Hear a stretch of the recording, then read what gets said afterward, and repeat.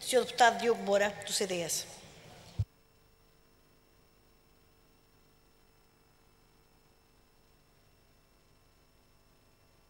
Obrigado, Sra. Presidente. Excelentíssimo Sr. Presidente da Assembleia, Excelentíssimo Sr. Presidente em Exercício da Câmara, Srs. Vereadores, caros deputados, caros municípios, boa tarde.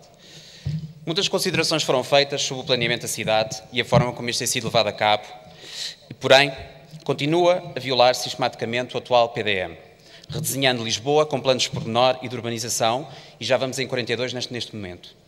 Perdendo-se a noção de conjunto de que é essencial para o equilíbrio urbanístico, ambiental e social de Lisboa, que vai assistindo ao cerzir de uma manta de retalhos.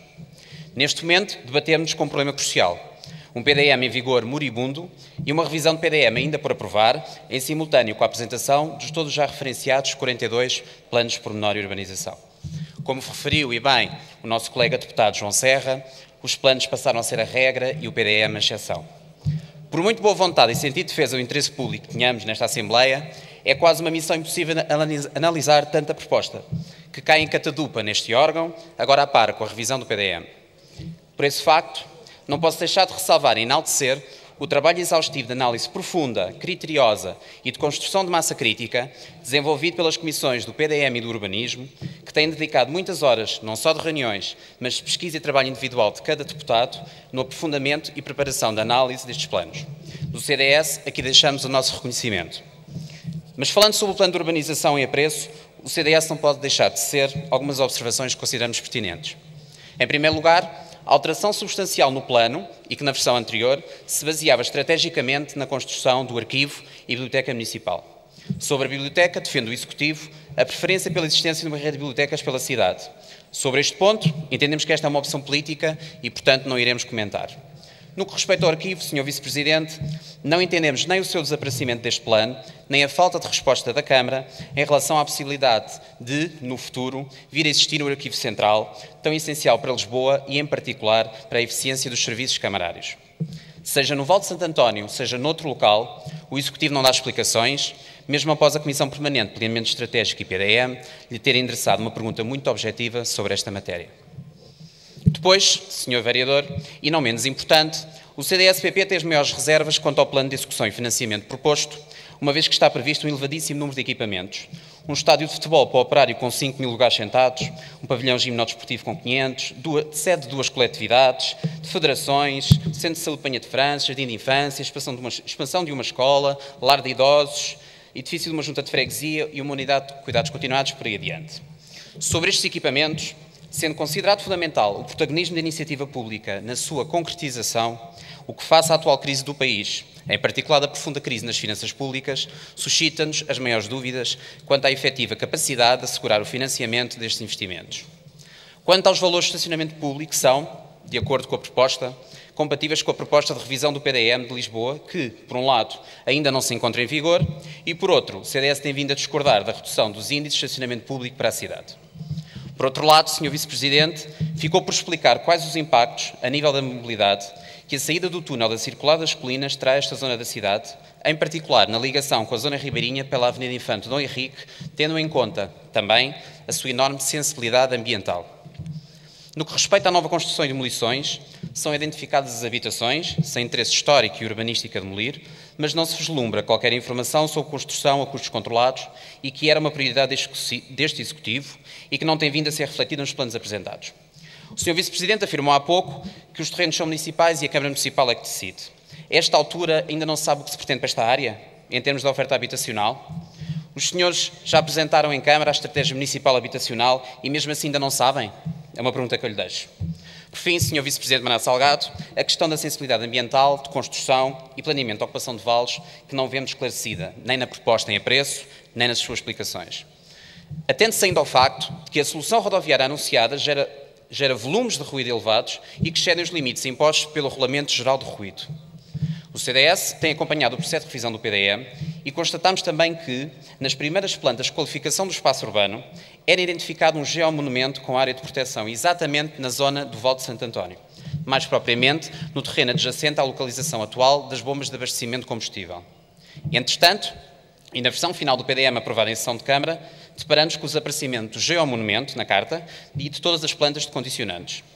O regulamento do novo PDM, no seu artigo 34º, é claro quanto à preservação deste tipo de valores culturais, nomeadamente na delimitação de uma área de proteção de 10 metros. Ora, que ainda hoje passo por esta zona, o geomonumento é bastante visível, portanto não desapareceu.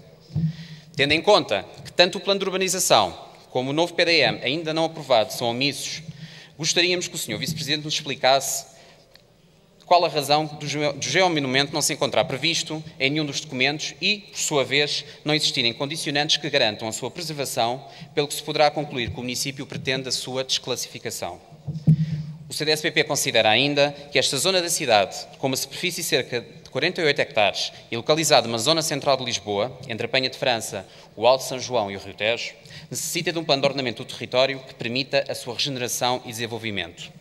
Portanto, em suma, Sr. Vice-Presidente, 3 questões que gostaríamos de ter uma resposta por parte da Câmara. Primeiro, quais são os compromissos efetivos e pré-existentes para esta zona? Qual a previsão e implicações ao nível da mobilidade da ligação da Circular das Colinas à zona ribeirinha da cidade? E a questão do geomonumento, não se sabe porquê, desapareceu, mas continua a existir no local. E este facto se deve a um mero lapso ou à sua desclassificação? Obrigado. Sr. Deputado Diogo Moura, do CDS.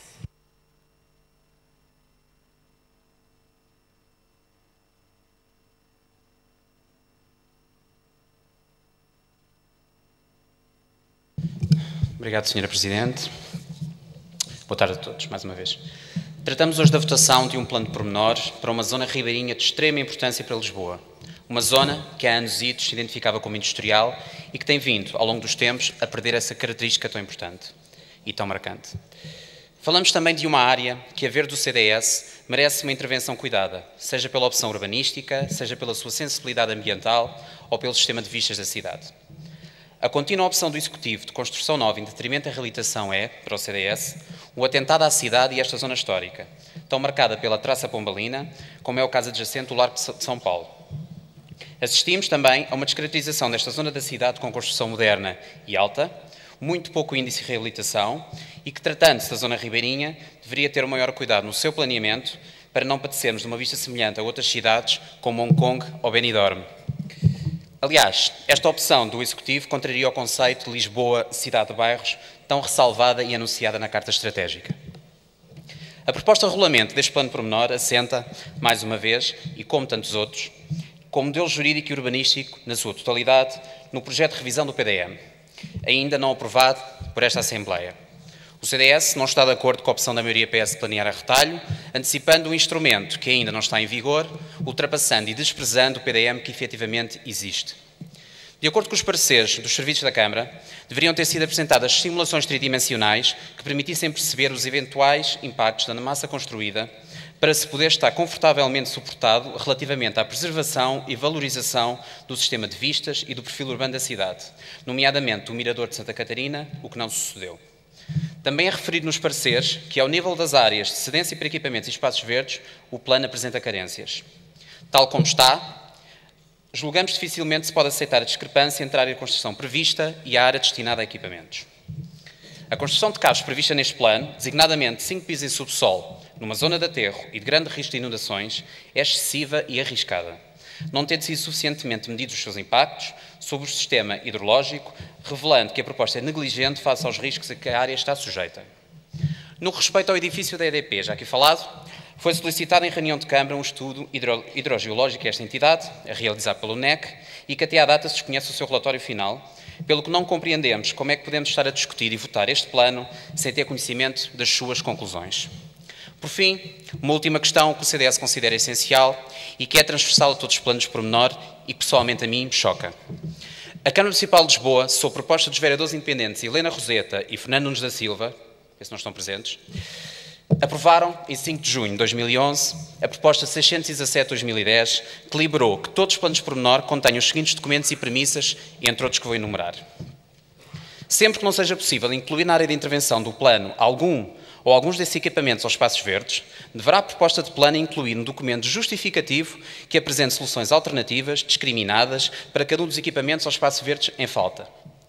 Segundo, todos os PP deverão de ser acompanhados com o modelo demográfico, com os acréscimos advindos, nomeadamente dos novos focos propostos ao reabilitar, para ser possível a sistemática atualização das cartas de equipamentos e orientações já aprovadas e que se basearam na população estimada para 2007.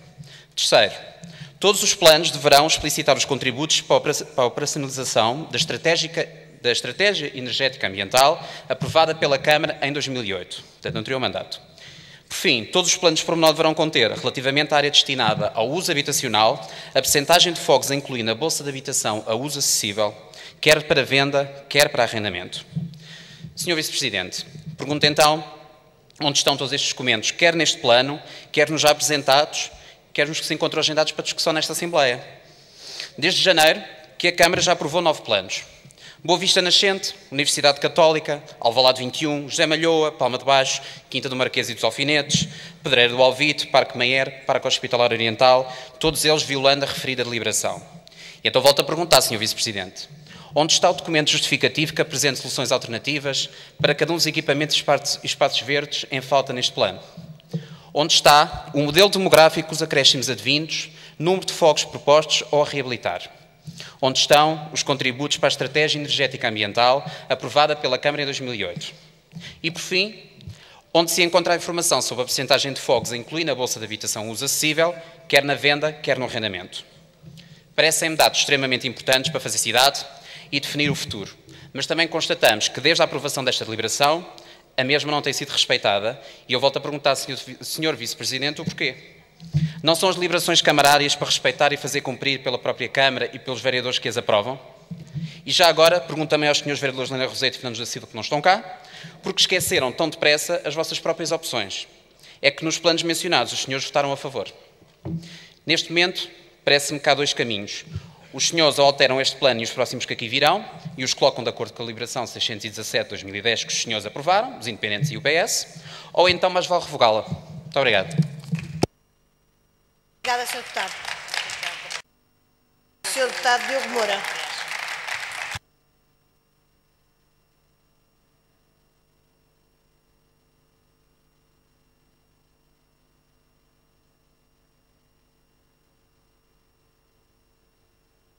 Bem, Sra. Presidente, a minha intervenção ia no mesmo sentido da intervenção do meu colega deputado municipal João Serra, para que fosse retirada a proposta. No entanto, não ouvimos com muita atenção as explicações do Sr. Vice-Presidente, mas não ficámos esclarecidos em relação à proposta 617, apresentada pelos vereadores independentes. O Sr. Vice-Presidente argumenta que os termos de referência foram apresentados em 2008. Muito bem, esta proposta 617/2010 foi aprovada pela Câmara e por Vossa Excelência e pelos seus colegas do Partido Socialista em 5 de janeiro. A apresentação do plano de pormenor e a abertura para discussão pública foi a 23 de fevereiro, portanto, 1 mês e meio depois. Nada na proposta de 617 diz que todos estes documentos e estas premissas, que são obrigatórias a partir da deliberação 617/2010, a partir da sua aprovação, tenham que vir nos termos de referência, mas sim vir na versão final do plano de pormenor. E, portanto, já quando foi para a discussão pública, não houve esse cuidado. Nem a atenção dos senhores vereadores independentes, tenho que o dizer. E, portanto, gostaríamos de saber onde está, então, mais uma vez, o documento justificativo para apresentar as soluções alternativas para os equipamentos de espaços verdes, onde está o modelo demográfico e onde está a percentagem de fogos a incluir na Bolsa de Habitação uso acessível, quer para venda, quer para arrendamento. Isto passa-se com este plano pormenor, passam-se com muitos que já foram aprovados pela Câmara, passam-se com muitos que virão para aqui, que já estão, alguns deles, na ordem de trabalhos, e eu pergunto se a Câmara quer manter uma proposta que viola uma deliberação dos senhores vereadores, portanto, viola uma deliberação vossa, e se os senhores deputados nesta Assembleia querem votar uma proposta que viola uma deliberação camarária. Muito obrigado. Obrigada, Sr. Deputado.